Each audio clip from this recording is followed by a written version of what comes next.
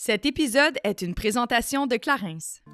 Salut tout le monde, bienvenue à un autre épisode de Génération Sidechick. J'espère que vous passez une excellente semaine. Aujourd'hui, j'ai l'immense plaisir de recevoir des dames dont on entend parler beaucoup indirectement depuis les dernières semaines surtout, et surtout depuis le lancement des programmations optionales dans les différentes chaînes télévisuelles, parce qu'on a vu plusieurs artistes porter fièrement le T-shirt de Mère au front. Je reçois aujourd'hui Katie Vaillancourt, qui est une scientifique qui porte la voix directement pour donner des statistiques très justes par rapport au portrait climatique, les enjeux qu'on doit faire face aujourd'hui et les raisons pour lesquelles il est important de prendre action, ainsi que Maude Desbois, qui est un peu comme la porte-parole, qui travaille au niveau de la communication pour le mouvement Mère au front. Et si vous vous demandez qu'est-ce que Mère au front, eh bien oui, c'est des mamans qui s'inquiètent pour l'avenir de leurs enfants en lien avec les enjeux climatiques parce qu'elles savent très bien que la planète ne sera pas capable de tenir le coup d'ici à l'âge adulte, par exemple, des nouvelles générations qui viennent d'arriver au monde. Mais c'est également des pères de famille, des hommes sans enfants ou des femmes sans enfants comme moi. Donc, toutes personnes qui ont à cœur les enjeux climatiques et qui ont envie de porter la voix haut et fort pour que le gouvernement nous entende sur les enjeux réels et les actions qu'on doit prendre dès maintenant, en date d'aujourd'hui, pour aider à tout de moins un peu la cause de notre planète qui est vraiment en train de périr assez rapidement. Si jamais vous n'êtes pas au courant, depuis le 2 août 2023, par exemple, on a atteint la saturation par rapport aux ressources de notre planète Terre, ce qui veut dire qu'on est un peu en train de vivre sous crédit par rapport aux ressources réelles que notre planète est capable d'offrir à la race humaine. Donc, si on veut s'assurer la pérennité de notre planète, mais également de la race humaine, c'est important de prendre action dès maintenant. Puis aujourd'hui, j'avais envie d'aborder le sujet au sens large de l'environnement. Qu'est-ce qu'on doit prendre comme conscience en date d'aujourd'hui? C'est quoi les actions prioritaires? Où en sommes-nous rendus par rapport aux négociations gouvernementales? Qu'est-ce qu'on peut faire pour joindre le mouvement Mère au front ou pour faire une petite différence dans notre vie, mais également dans celle de notre belle communauté? Donc, ça va être un immense plaisir d'échanger avec elle malgré la lourdeur du sujet. Mais c'est une réalité et oui, il faut en parler avec transparence. Avant de tomber dans le vif du sujet, j'ai envie de vous parler d'un petit produit très, très le fun de Clarins. C'est soit dit en passant parce qu'on parle d'environnement. Clarins, la majorité de tous leurs emballages est à 100 compostable, voire recyclable. C'est une entreprise qui prend vraiment soin de sa planète et ça utilise majoritairement, si c'est pas dire à 100 mais majoritairement, des produits naturels. Donc, c'est vraiment une marque qui est vraiment très consciencieuse des enjeux écologiques et qui en prennent soin. Aparté terminé. J'ai quand même envie de vous d'attirer votre attention sur un petit nouveau produit que vous voyez. Il est encore emballé. Je vais le tester pour vous et je vous le jure, je vais vous revenir sur les réseaux sociaux si ce n'est pas via un podcast. C'est le Bright Plus Fresh and Pool de Clarins. C'est un petit produit. Ça vient en 2 morceaux, littéralement. Donc, on a l'aspect pipette pour aller chercher le produit et on a le petit pot qui a un bouton presseur au début. Donc, ça vient en 3 étapes. En fait, il faut faire 3 étapes. On presse le bouton pour aller fragmenter les petites ampoules à l'intérieur. On brasse vigoureusement et on va chercher l'équivalent d'une pipette pour aller se l'appliquer sur les zones où on a, par exemple, des taches de soleil, où on a un teint peut-être un petit peu moins clair. Et ce qui est fascinant, c'est pour ça que je suis très excitée de le tester, c'est que 88 des femmes qui ont testé ce produit et qui ont vu un résultat assez incroyable en 7 jours seulement. C'est vraiment comme une cure qu'on fait en 1 semaine. Et au bout d'1 semaine, on voit nos taches s'éclaircir, ça vient uniformiser notre teint. C'est un produit que je suis très excitée d'essayer, sachant que je fais du laser 2-3 fois par année. J'ai peut-être la solution entre mes doigts, littéralement. Et c'est disponible dans une pharmacie près de chez vous ou sur clarins.ca.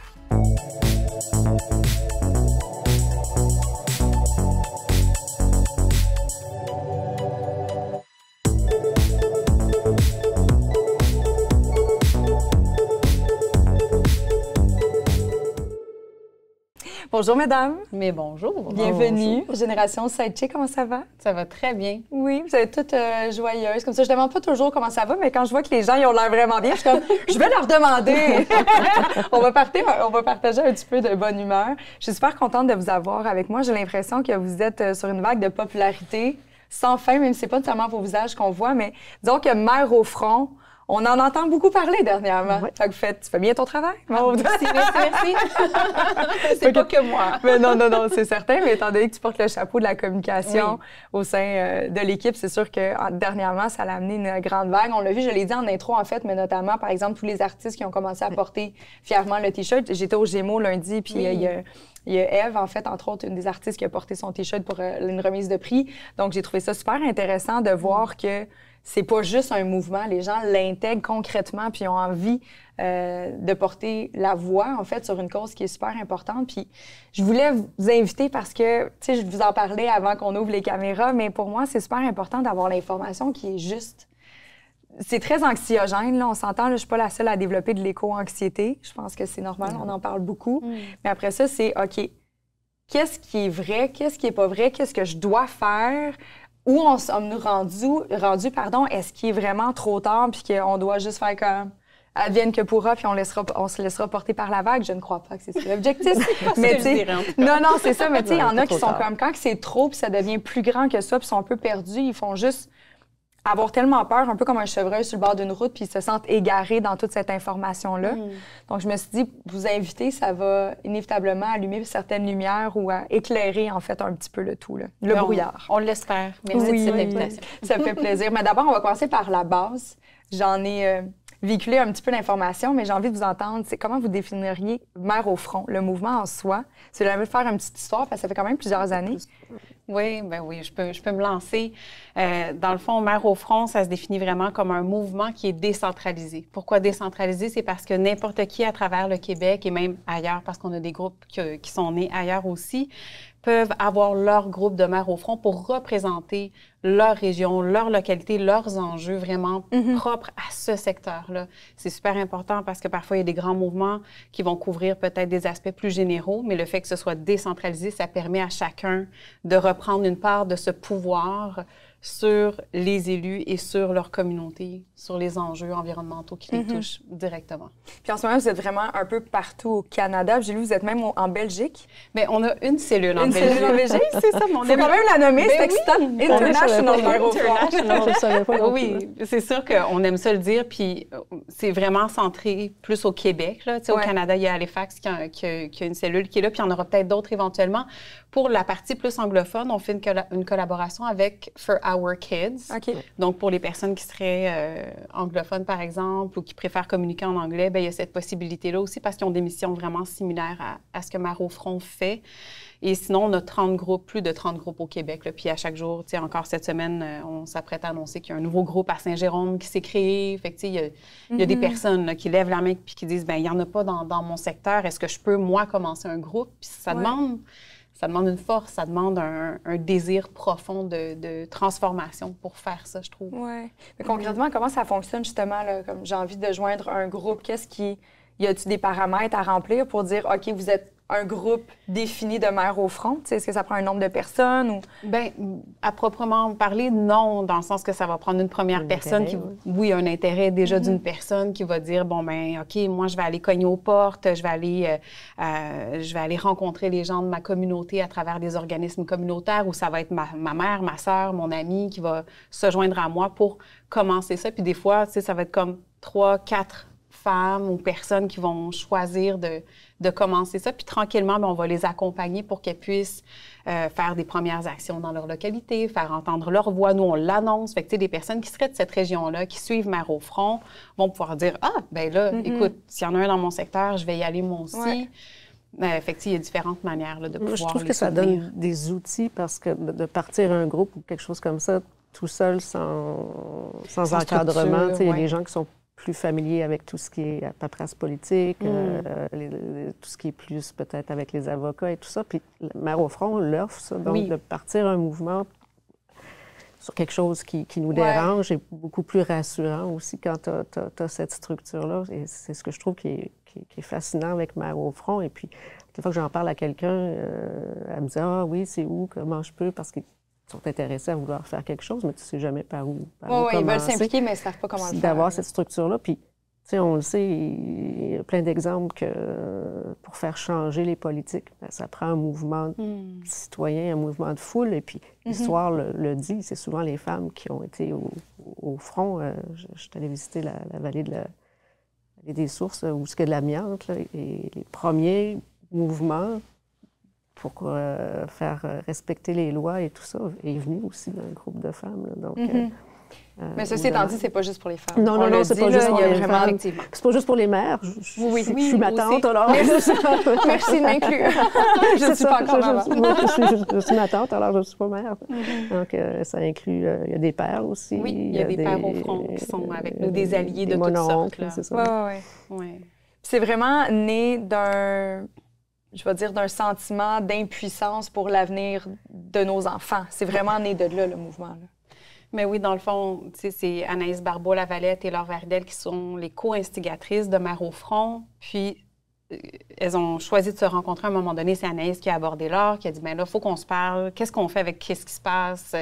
Laure étant éco-sociologue, Anaïs, autrice, réalisatrice pour celles qui ne les connaîtraient pas. Puis, c'est vraiment ce qu'elles se sont rendues compte, c'est qu'il y avait une profonde tristesse et une colère qui les habitait, toutes les deux, face aux enjeux climatiques et à l'inaction des gouvernements. Et aussi un grand amour qui venait porter tout ça, dire, bien, par amour pour nos enfants, pour les populations, il faut qu'on fasse quelque chose. Fait que c'est à partir de ces deux femmes-là qui ont décidé de rallier d'autres personnes. Elles étaient 40 à cette première rencontre au début 2020.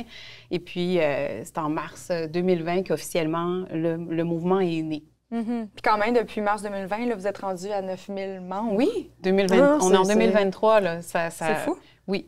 Vraiment, ça a connu une popularité. Je pense que ça répondait à un besoin profond, pas que des mères, mais des femmes en général, des familles, des papas aussi. D'un mouvement citoyen. D'un mouvement citoyen. Parce que souvent, on le sent tout seul. Puis, tu sais, il y a plein de petits mouvements dans les différentes municipalités, mais il n'y a jamais cette force de frappe-là qu'il peut y avoir. Puis, ça motive aussi de dire, bien, écoute, je ne suis pas tout seul, là, je vais y aller. Puis, moi, en tant que chercheur et scientifique, bien, ça me motive aussi de dire, bien, OK, il y a vraiment un mouvement terrain. Je ne suis pas toute seule dans mon laboratoire. C'est ça. Oui, il y a un besoin, il y a des enjeux, c'est ça. Ouais. OK, parfait. Puis justement, j'ai envie d'aborder le sujet d'entrée de jeu pour que les gens puissent d'abord te connaître un peu plus, Cathy. Mais tu étais scientifique, tu t'es spécialisée toute ta vie un petit peu plus vers le placenta, vers la maman, le bébé et tout ça. Tu le déclines quand même, tes recherches aujourd'hui, du côté environnemental. Ouais. Tu me décrivais un petit peu qu'il y a l'impact de tous les agresseurs externes tels la pollution ou autres. Est-ce que tu t'es vraiment comme...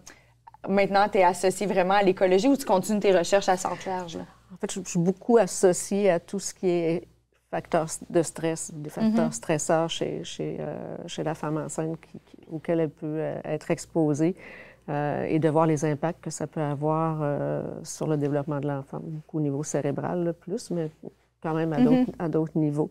Donc, c'était parti de là. Et puis, à un moment donné, un des agents stresseurs qu'on a regardé, je finissais mon postdoc durant la tempête de verglas. Donc, j'étais dans les mêmes locaux que Dr. Susan King qui a parti ça. Et moi, j'avais mon dada, je travaillais sur le cerveau, mais mon dada placenta. Et donc, à partir de là, on a commencé à regarder l'impact d'un stress, d'une catastrophe naturelle sur les femmes enceintes, sur le développement de l'enfant à court, moyen et long terme. Donc, ça, c'est ces études. Puis, il y en a d'autres. Il y a eu d'autres catastrophes naturelles, les inondations et tout ça. Ouais. Donc, c'est tous les changements climatiques et tout le stress associé à ces agents-là. Et en parallèle, bon, il y avait aussi les impacts des contaminants, parce que mes collègues travaillaient là-dessus. Donc, beaucoup l'exposition. J'ai commencé ma carrière à Moncton, donc l'exposition dans les différents secteurs là,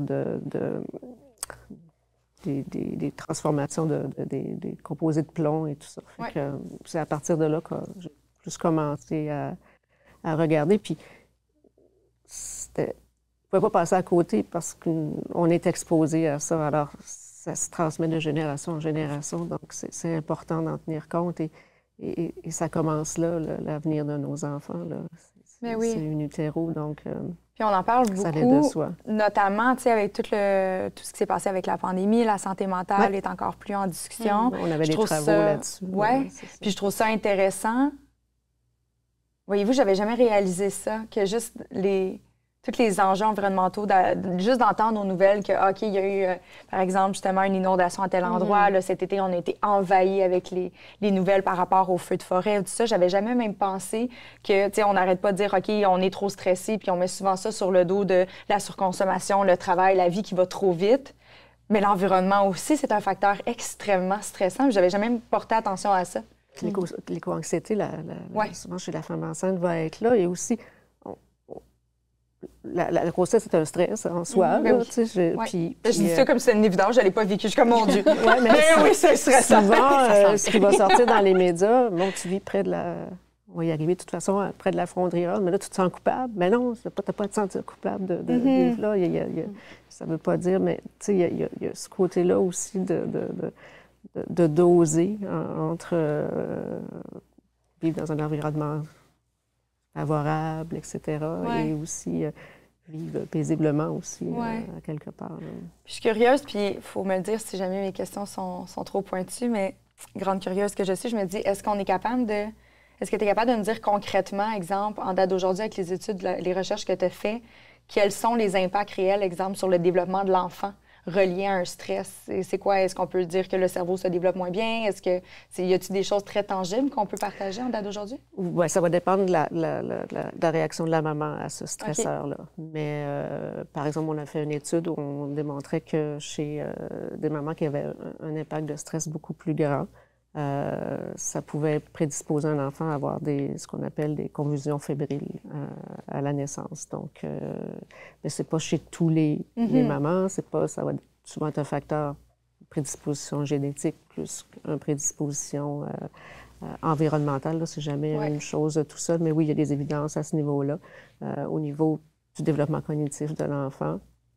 Pour ce qui est des contaminants plus environnementaux, que ce soit surtout, on a regardé le plomb, mais là aussi, des problèmes au niveau cognitif chez les enfants qui peuvent être très légers, troubles de TDAH, etc. Mais tu peux aussi avoir des altérations au niveau du développement, plus du métabolisme, et c'est ça qui commence à être beaucoup plus étudié. Je ne sais pas, vous avez vu à un moment donné dans les médias la pandémie d'obésité, mais il pourrait y avoir aussi un facteur d'exposition environnementale qui peut occasionner une prédisposition à avoir de l'obésité. En fait, ça part de toute la théorie de la programmation fétale ou l'origine développementale de la santé et des maladies. C'est bien important, la santé aussi. Ou est-ce que, in utero, quand tu es, mettons, ça a commencé avec la famine en Hollande, là, le fait que de vivre une grossesse dans une famine, ben, le corps de la maman s'adapte, le placenta va s'adapter aussi pour s'assurer que le bébé ait tout ce qu'il faut, puis qu'il se développe de façon à bien vivre dans une situation de famine, tout simplement. Donc, il va naître parfait pour vivre en famine, mais ça se pourrait qu'il n'y ait plus de famine après ça, puis que finalement, il vit dans un autre environnement. Il y a comme une mésadaptation et qui va le prédisposer, dans ce cas-là, c'est des prédispositions à avoir des maladies cardiovasculaires. C'est un peu toute cette théorie-là d'adaptation pour pouvoir mieux survivre versus les expositions qui ne sont peut-être pas adéquates, qui rentrent dans ces théories-là. Et aussi, la nouvelle, c'est celle de programmation de la maman aussi, que lorsqu'on est enceinte, notre corps il est différent d'une femme non enceinte, donc il métabolise beaucoup rapidement, etc. Donc, ça prédisposerait aussi certaines mamans exposées, par exemple, à certains types de contaminants ou à certaines pathologies, comme l'hypertension de grossesse. Mais plus tard, elles, à avoir des problèmes au niveau cardiaque. Fait que c'est double de prendre... oui, c'est naturel, la grossesse, mais il faut peut-être en prendre soin. Ça n'a pas été fait pendant la COVID. C'était juste pas avoir la COVID, mais en même temps, accoucher avec un masque, pas avoir de cours prénataux. Donc, il y a tout ce côté-là. Le stresseur était définitivement le stresseur est très grand, c'est ça. De plein de manières. Donc, c'est peut-être de revoir aussi ce moment-là. Puis, oui, il y a une utero, mais après ça, toute la famille et tout, là, c'est un continuum. Hein, oui, puis malheureusement, on ne saura sûrement pas avant plusieurs années encore. Ça va être quoi l'impact réel de tous ces stresseurs-là qui ont eu lieu dans les dernières années? Là? Non, mais il y a des évidences.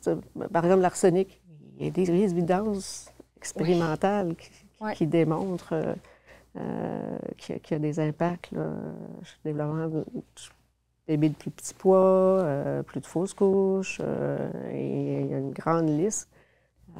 Mais tu sais, on n'aura jamais A donne B, parce que peut-être pas exposé qu'à de l'arsenic, là, on va dire, ben c'est poison, on le sait, donc c'est là où on se dit, il y a l'évidence. Si je me dis, si je consomme ça, ça va me rendre malade éventuellement, même si c'est à petite dose. Et c'est dans ces évidences-là, des fois, qu'il faut juste comme décider de plonger sa certitude, puis de se dire, ben même si on ne pourra jamais à 100% le prouver avec un papier officiel, on le sait. Ben, même encore, je pense que c'est une question de... Tu sais, on fait juste repenser, puis là, ça m'amène tout de suite, justement, par rapport à tout ce qui est la consommation, les pesticides et tout ça. Tu sais, on nous met des choses sur nos tablettes d'épicerie qui sont pas censées être consommées, mais c'est normalisé. Mais tu sais, je fais juste repenser à l'époque du tabac, alors que c'était commercialisé comme quelque chose de santé. Les études s'en ont suivi. Tout le monde le sait très bien. Aujourd'hui, c'est une évidence. Le tabac, fumer la cigarette, c'est pas bon pour la santé. Pourtant, à l'époque, tout le monde y croyait peu et dur, là. Je me rappelle des publicités que j'avais regardées. C'est un médecin de famille. Tu avais les enfants autour. Puis il a même failli, je pense, avoir une cigarette pour enfants. Mon Dieu. Qui avait été passée proche d'être commercialisée. Écoute, moi, je présente dans mes cours, c'est une annonce de Marlboro et c'est une femme enceinte avec la cigarette. Exact. Puis il disait que c'était bon pour le stress, justement, en prendre une puff de cigarette, ça va te calmer les nerfs, tu vas arrêter de...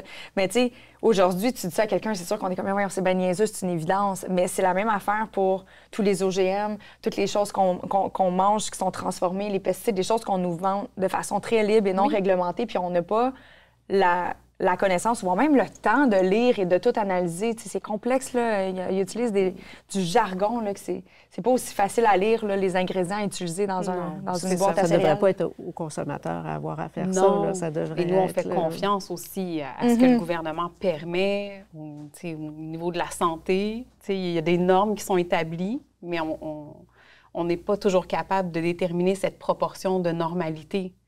Dans ce qui est évalué, puis dans ce que le gouvernement va dire, oui, ça, c'est correct dans cette proportion-là, mais sur quoi il se base? Est-ce que c'est adapté à notre contexte d'aujourd'hui ou pas? Il y a des ajustements qui devraient être faits qui ne le sont pas nécessairement. C'est le pouvoir des multinationales. C'est le pouvoir des multinationales. Monsanto, c'est ça. C'est sûr, tu sais. Puis il suffit de voyager un petit peu pour réaliser que, tu sais, juste par le fait, puis là, c'est un exemple super banal, mais juste par le fait qu'on pense aux Advil. Petite pilule magique que tout le monde utilise quand on a mal à la tête, mal au dos, des symptômes prémenstruels. On utilise des Advil n'importe quand. Mais il n'y a pas si longtemps, c'était même pas disponible en vente libre. Puis il y a des pays en date d'aujourd'hui que c'est pas disponible en vente libre. Fait que quand on se compare, on est comme mais il y a peut-être une raison pourquoi dans tel pays, c'est pas en vente libre sur nos tablettes. Mais nous, on fait tellement confiance de façon aveuglément. Je veux pas dire qu'on est dupe, mais on manque de temps, les choses vont vite, on met en place, on paye des taxes tellement chères. On fait confiance au système. Il y a un système qui est là. Il est là. Exactement. Fait que je comprends d'être un peu fâché de faire que, nous, on vous fait confiance, puis en retour, malheureusement, on est peut-être un peu dupe, finalement. Je ne veux pas dire qu'on l'est, mais... Non, mais c'est de se rendre compte qu'il y a une part de la connaissance qu'on ne possède pas. C'est ça. Puis c'est normal aussi. Oui. On ne peut pas tous être des experts dans tout. Par contre, il y a, je pense qu'un gros travail... Là, je vais pointer les gouvernements parce que c'est quand même eux qui ont ces pouvoirs-là puis ces accès-là, mais de vulgariser davantage. Puis c'est un petit peu ça aussi à travers Porte-Voix, c'est que ça permet de vulgariser des sujets qui peut-être sembleraient inaccessibles pour le commun des mortels. Puis je pense qu'ils jouent un peu là-dessus parfois aussi. Tu sais, de se dire, de toute façon, ils vérifieront pas ou ils vont accepter la norme telle qu'on la propose parce qu'ils nous font confiance, puis nous, on se dit que c'est correct. Puis ça va être ça pour des produits vendus en pharmacie, sur les tablettes, la nourriture. Parce que, justement, tu dis, ils parlent en jargon, il y a une part volontaire là-dedans, puis il y en a une autre qui est comme, nous, il faut exiger d'avoir ces réponses-là, d'avoir plus de clarté, de transparence, puis c'est demandé de plus en plus aussi. Puis ça fait partie de certaines luttes des mères au front également. Mm-hmm. Là, on parlait de l'arsenic, Fonderie Horn, à Rouyn-Noranda, on veut savoir, on ne sait même pas tout ce qui sort de ces cheminées-là. On ne peut même pas avoir l'analyse détaillée de tout ce qui est transformé dans cette fonderie, tout ce qui arrive de l'extérieur du pays, qui arrive d'ailleurs, qui est fondu, là, et qu'est-ce que ça laisse, qu'est-ce que ça dégage, qui vient nous qui viennent nous nuire, qui viennent nuire à notre santé. Oui, parce que là, on focus sur l'arsenic, mais il y a plein d'autres choses là, qui étaient...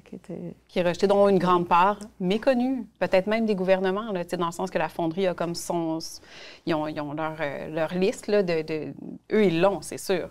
Ouais. Mais on ne peut pas avoir accès à cette information secrète.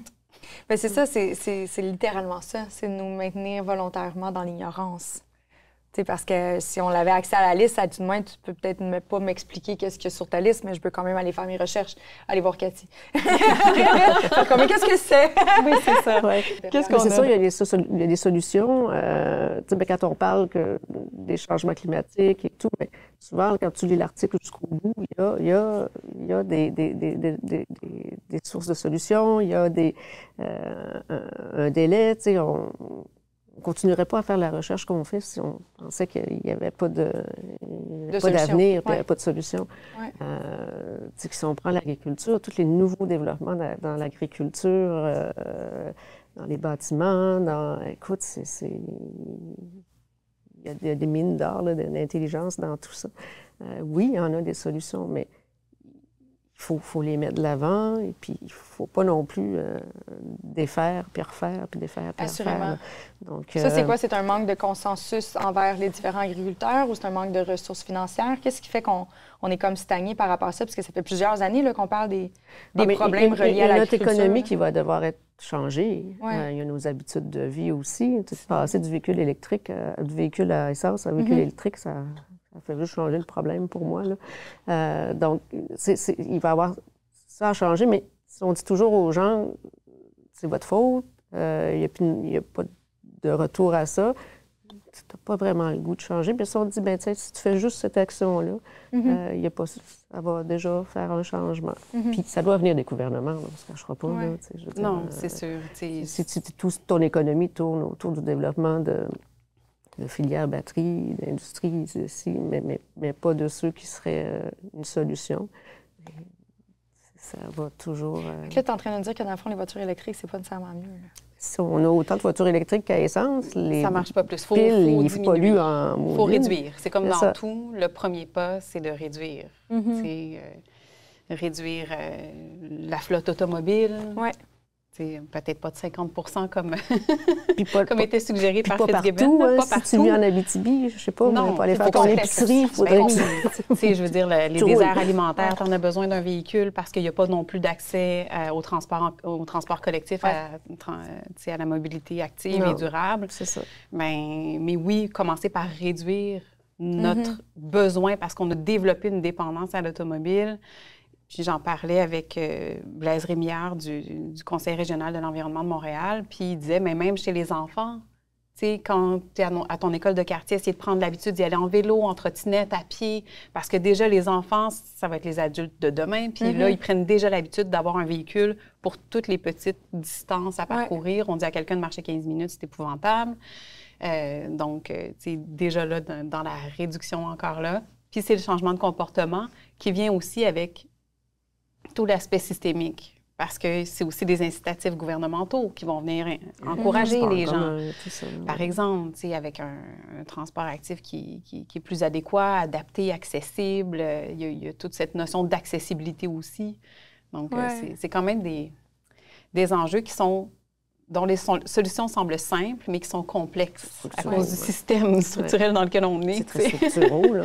C'est ça. Ça englobe tout.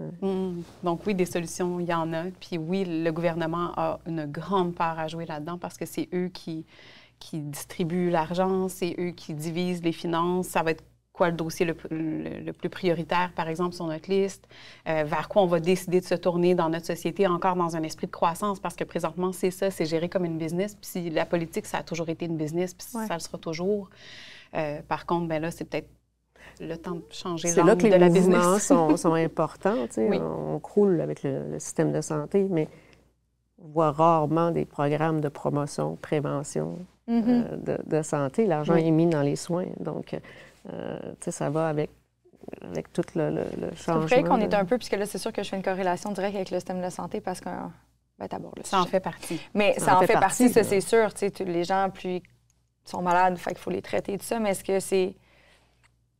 des fois, j'ai l'impression que c'est comme le bobo, il est tellement rendu grand déjà qu'on sait comme plus comment tout faire en même temps parce que ça en prend... C'est beaucoup d'efforts à mettre en même temps pour que... Il faudrait que les efforts soient concentrés à part égale partout dans toutes les sphères. On dirait pour neutraliser la chose puis qu'on reparte sur un bon pied. C'est peut-être un peu... C'est peut-être ça aussi qui fait en sorte que les gens sont comme, mon Dieu, je ne sais plus quoi faire parce que partout, c'est important d'agir. Oui. D'agir en prévention et promotion de la santé va déjà préparer le terrain pour la suite. à diminuer. On ne se cachera pas, la COVID a créé aussi ce goulot d'étranglement-là et beaucoup de diagnostics qui n'auraient pas été faits et tout. Mais au-delà d'encore tout le temps tout mettre dans les soins, fait qu'on oublie l'intervention précoce. Ouais. Tu sais, je veux dire, juste au niveau psychiatrique, c'est des portes tournantes. On traite quelqu'un, on le remet dehors, il en rentre. On traite quelqu'un, il le remet dehors, il en rentre. C'est la même chose là, pour toutes les maladies. Si tu es sur une liste d'attente pendant X, Y, Z, tu avais un petit bobo, mais il est devenu gros. Là, rendu là.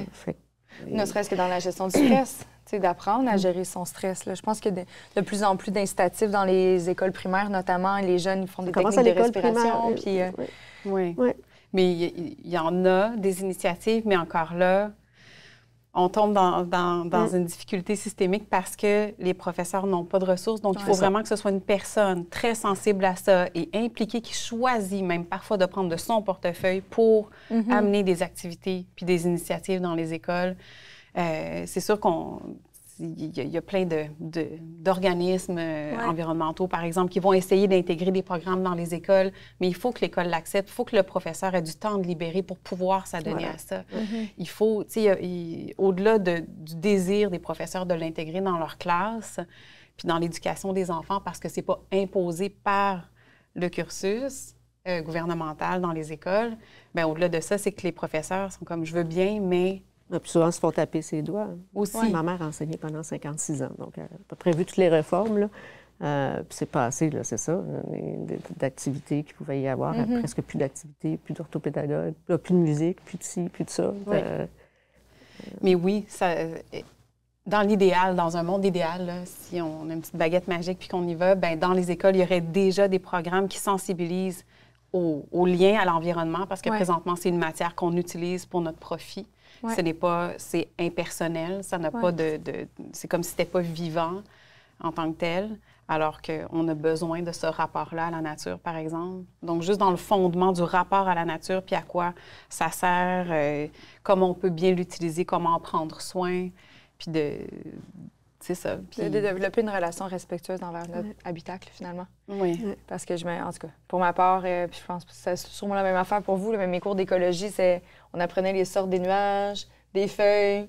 Ça s'est arrêté là. Mais c'est ça, c'était vieille. Donc... J'ai jamais manipulé la terre, j'ai jamais appris à jardiner. J'ai jamais appris à être autonome et à cohabiter avec mon environnement. Oui, puis il y a aussi toute une évolution de société également, parce qu'à une certaine époque, pas si lointaine que ça faisait partie des choses normales de la vie qu'on apprenait à la maison, avec nos parents, avec notre famille. Ouais. Et éventuellement, ça s'est perdu dans les générations qui ont suivi, mais ce n'est intégré nulle part ailleurs. En tout cas, moi, je jouais dehors. Ben oui, pas de notre terrain de jeu, c'était ça, tu sais, puis... Fait que, tu sais, il y a comme ce rapport-là qui s'est perdu de par notre évolution. C'est ça. Fait que là, tu sais, c'est beau quand même à travers, par exemple, Mère au front, de voir qu'il y a des parents qui demeurent sensibles à ça. Pas que des parents, là, effectivement, des grands-mamans, des tantes, par exemple, des papas aussi ou des oncles qui ont envie de faire en sorte que leurs enfants, dans leur noyau familial, puissent avoir ce contact privilégié avec la nature, puis ce respect-là, cette compréhension de la nécessité de cohabiter tout le monde ensemble à rapport égal avec la nature. Puis ça inspire d'autres personnes. Fait que, tu sais, quand on se dit, bien, tout seul, oui, c'est difficile, ou on se sent un peu déconnecté ou envahi par toute cette information-là, puis moi, il y a quelque chose dont j'essaie souvent de me rappeler quand je me sens justement dans un moment chaotique où là, c'est trop d'informations, trop de choses en même temps. Puis là, il y a de l'éco-anxiété ou éco-lucidité, pour ceux qui aimeraient mieux l'appeler comme ça. Éco-lucidité, hein? Ça a quelque chose de plus constructif, peut-être, plus actif. Mais dans ces moments-là, je suis comme, OK, ça prend juste un élément. Peu importe lequel, il faut commencer quelque part. Je ne peux pas attendre que tout soit parfait pour me mettre en action. Puis je pense que c'est une partie du pouvoir qu'on redonne aux familles, aux enfants, aux parents, aux communautés, c'est de dire, prenez une chose. Commencez par une petite affaire, même si c'est juste d'aller cogner à une porte, d'aller vous rendre à votre conseil municipal pour voir qu'est-ce qui se dit. D'arrêter de se sentir imposteur dans notre propre vie, dans notre propre communauté, puis se dire, non, j'ai beau pas être une experte environnementale ou une scientifique, moi, j'ai un vécu, c'est ça mon expertise. Mon expertise, c'est mon vécu. Ouais. Puis ça, c'est important. C'est intéressant parce que Mère au front fait beaucoup ça. Oui. Et moi, je n'ai pas cette habitude-là non plus d'écrire à mon député, puis d'écrire. Je me dis, peux-tu vraiment y écrire? Puis c'est là que j'ai réalisé que, ben oui, c'est lui. Il travaille pour toi, dans le fond. Ben, c'est ça. On l'oublie. Ils sont là pour nous, tu sais. Puis surtout dans les municipalités, c'est sûr que si on parle du gouvernement fédéral, provincial, là, on se dit, OK, c'est peut-être un petit peu loin, mais somme toute, on a le droit de leur écrire aussi. Ils sont là pour entendre leur communauté puis leur population, mais encore plus aux municipales. Oui. Dans les municipalités, c'est vraiment là que ça se joue. Puis c'est là qu'il faut aller prendre parole, puis... Puis on voit des belles petites municipalités là, qui se sont vraiment mis ensemble, là, qui ont des activités de reverdissement, des activités physiques qu'ils font avec les enfants. On le voit dans différents petits villages via le réseau, le regroupement que je dirige, qui est associé aux 10 universités du Québec. Mais on le voit là, dans les municipalités, là, il y avait des super belles actions qui se font localement. Mais c'est un peu comme ça que je le vois là, en ce moment, comme...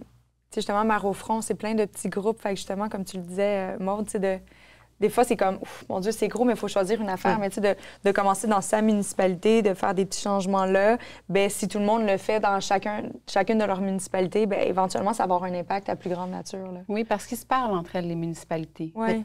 Elles ont des conversations sur ces sujets-là. Puis quand une municipalité décide d'adopter un règlement, par exemple, de protection d'un milieu humide ou d'un milieu boisé qu'ils ne veulent pas détruire, bien là, tout d'un coup, oups, les autres se sentent un petit peu plus regardés. Puis dire, OK, oups, si eux, ils l'ont adopté, peut-être que nous aussi, on devrait le faire.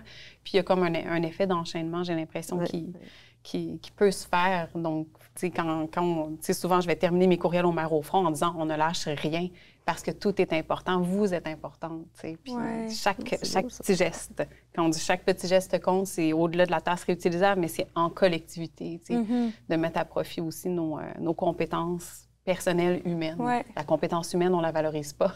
Puis de faire ce qu'on peut. Mais il va y avoir un retour aux sources, je crois bien, puis on n'aura pas vraiment le choix en raison de l'intelligence artificielle. On va revenir à l'humain. Non, mais moi, je le vois vraiment... je vois vraiment... J'en ai parlé, puis ça, c'est un autre domaine qui me fascine en ce moment, parce que de voir tout ce qui s'en vient, puis l'avancée des choses qui vont beaucoup trop vite. Mais je me dis, l'intelligence, la sensibilité, l'empathie, ça va devenir une réelle richesse de même. J'ai comme l'impression que ça va amener une vague de changement, qu'on a comme pris des choses pour acquis. Il y a comme le système monétaire qui a pris trop de place. Là. J'ai comme l'impression que les futures générations vont être davantage ancrées sur les valeurs humaines. En tout cas, j'ai espoir. Oui. Puis ce mouvement-là est entamé. C'est juste que là, c'est à partir de petits groupes de personnes ici et là. Puis tranquillement, on finit par se reconnaître, puis faire comme, hey, oui, OK. Puis là, finalement, on est capable de se rallier à d'autres forces qui sont là aussi. Puis c'est une autre beauté de Mère au front et des autres organisations environnementales, c'est que tout le monde est prêt à se donner la main et dire, OK, bien, toi, t'es fort là-dedans, parfait, on se met ensemble pour ce dossier-là. On travaille ensemble, de concert, pour arriver à un objectif qui est commun à tout le monde. Qu'est-ce qu'on veut? On veut que demain existe. On veut que nos enfants aient un futur adéquat, intéressant, dans un environnement sain. On a le droit à ça. On a ce droit-là en tant qu'être vivant d'un environnement sain puis d'un air respirable. Vous avez quand même décortiqué des objectifs très clairs, c'est marqué sur votre site Internet. Vous avez des objectifs par secteur, si on veut. Est-ce que vous voulez peut-être en partager quelques-uns? Parce que à long terme, mettons, nos petits groupes, l'objectif, c'est d'arriver à ça, si je comprends bien. Fait que c'est quoi les réels changements là, qu'on doit prendre pour assurer la pérennité de notre belle planète? Il y en a plusieurs. Oui. Mais c'est parce que ça, je pense que ça devient éclairé. Tu sais, ça, mettons, par exemple, vous avez des actions d'assurer, de mettre un terme, en fait, à toutes les nouvelles entreprises qui pourraient être polluantes ou autres. Est-ce que ça, c'est des choses qui sont respectées ou, encore une fois, on continue à mettre de l'avant ou à primer l'argent? Puis... Oui, bien, c'est sûr qu'il faut... ça demande des combats un petit peu plus laborieux, je dirais, ou de plus longue haleine pour ça, par exemple. Mais il y a certaines municipalités qui ont choisi d'adopter une réglementation qui dit que non, il n'y aura plus, ou, on a besoin de voir votre plan, c'est quoi? Est-ce que ça interfère avec un milieu naturel? Est-ce que vous allez devoir construire? Ça va être quoi le développement? Ils mesurent quand même les impacts. C'est pas toutes les municipalités, mais il y en a qui l'ont fait. Il y en a plusieurs qui l'ont fait, puis qui vont refuser certaines industries ou certaines zones de commercialisation, ou justement pour respecter l'environnement, entre autres, mais les humains qui habitent aussi cette communauté-là. Donc, de plus en plus, ça se fait. Encore là, c'est au municipal. Donc, c'est un beau point de départ parce que c'est vraiment proche de la communauté. Fait que ça, c'est un exemple de choses qui peuvent être transformées ou changées. Je pense que c'est d'y aller dossier par dossier. Et là, il y a une concentration sur la fonderie Horn, mais ça va concerner toutes les autres mines qui sont similaires. Absolument.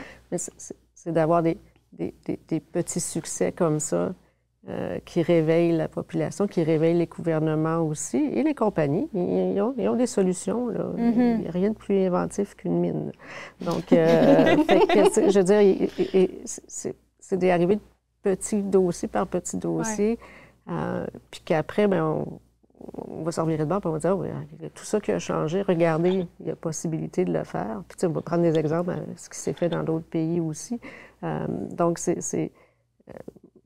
j'ai l'impression que si on le prend comme tu mentionnais, un big picture, on va faire...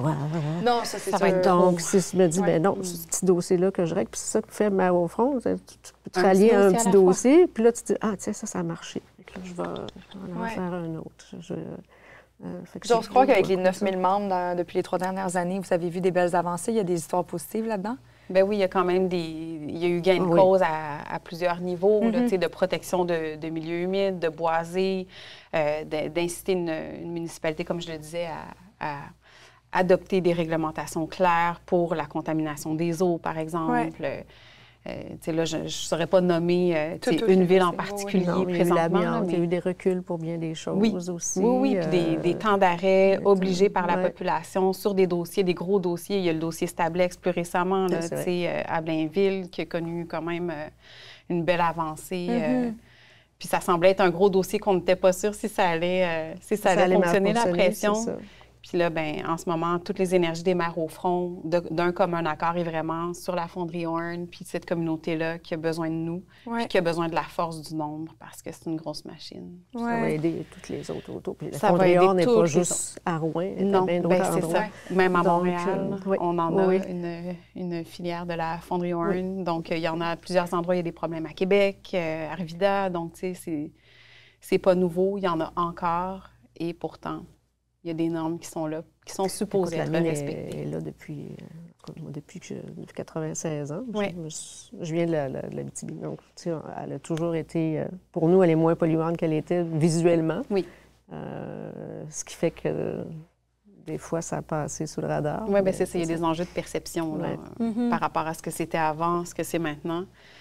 Mais c'est ça. Fait que, donc, c'est encourageant, à tout de moins, de savoir qu'on est capable, réellement, ce n'est pas inaccessible d'avoir accès au changement. Non, il y a ces mouvements-là, puis il faut que ce soit... Il faut qu'aussi, lorsqu'il y a un succès, petit, moyen, grand, un petit succès et grand aussi, que ça soit connu aussi, parce que ce qu'on voit beaucoup, là, je fais comme du coq à l'âne un peu, mais moi, ce qui m'inquiète beaucoup, c'est l'éco-anxiété chez les adolescents. Faut les... C'est pas une période facile. Puis en plus, ils sont, ça les effraie. C'est de lui montrer des succès, c'est de lui montrer que non, c'est possible, il y a de l'avenir. Puis il y a de l'avenir. Puis à travers la chasse des générations, qui est un projet qui a été initié par Nathalie Ainsley, une mère au front super impliquée, et dans le groupe Mère au front Montréal, la chasse des générations représente la voix des enfants dans les bureaux où se prennent les décisions. Par exemple, dans une municipalité, elles peuvent adopter une chasse des générations qui est conçue par des élèves d'une école. Donc, on a des élèves du primaire, mais on a aussi des élèves du secondaire qui participent à ce genre de projet-là. Donc, ça les amène à se questionner. C'est quoi mon message? Pourquoi je fais ça? Puis, la fierté sur le visage des enfants quand ils dévoilent les chaises là, au conseil municipal, puis c'est toujours comme un événement avec les élus et tout ça. Puis, la fierté de dire, ça, c'est ma parole qui va se trouver là, à côté de vous, quand vous allez prendre vos décisions, puis que vos décisions passent à travers notre futur à nous. Fait que ça, en ce moment, il y a une 60aine de chaises comme ça. Puis il continue à y en avoir de plus en plus. Il y en a une qui va être créée le 29 septembre dans le cadre des Journées de la culture avec Marc Séguin, avec un groupe de jeunes au secondaire. Oui, puis je peux pas vous dire le dévoilement encore. Ça va être quand? Mais c'est début octobre. Ça va être à suivre. On va rester rivés. Oui, c'est ça. C'est quoi les prochains événements? Je sais que vous faites des marches parfois. Comment on peut commencer à s'impliquer avec vous, là, les personnes qui, inévitablement, je vous invite à aller faire un tour sur le site Internet. Oui. Départ. Point de départ. Point de départ. Mais vous avez quand même des choses déjà prévues à votre calendrier qui s'en vient prochainement? Bien, il y a des événements qu'on dit annuels, comme la Veillée pour la suite du monde, qui est souvent au mois de juin. Avant ça, pour la fête des mères, il y a déjà eu des marches, mais l'année passée, ça a été une campagne virtuelle où on peut poser des actions, par exemple. Il y a des événements, évidemment, qui sont propres à chaque groupe aussi, là, qui vont organiser eux-mêmes spontanément dans le cadre d'une journée en particulier. Il y a eu le Die-In récemment. Bon, c'était pour la Journée de l'air pur. En soutien à Rwanda, il y a eu plusieurs groupes de mères au front à travers le Québec qui ont manifesté cette journée-là. Donc, dans les événements à venir à court terme... Journée de la Terre, j'imagine. Journée de la Terre, c'est sûr qu'on se mobilise un petit peu partout aussi. Mais là, plus concrètement, il y a des dossiers à traiter via des pétitions, des lettres à signer, d'aller soutenir de cette manière-là. Donc ça, sur le site Internet, on peut le trouver, sur les réseaux sociaux aussi. Puis il y a le projet Porte-Voix. Là, c'est pas tant une manière de s'impliquer parce que là, c'est la voix des artistes qu'on remercie d'ailleurs. Les écouter. Oui, c'est ça, les écouter, puis peut-être, les inviter à vos émissions. Oui.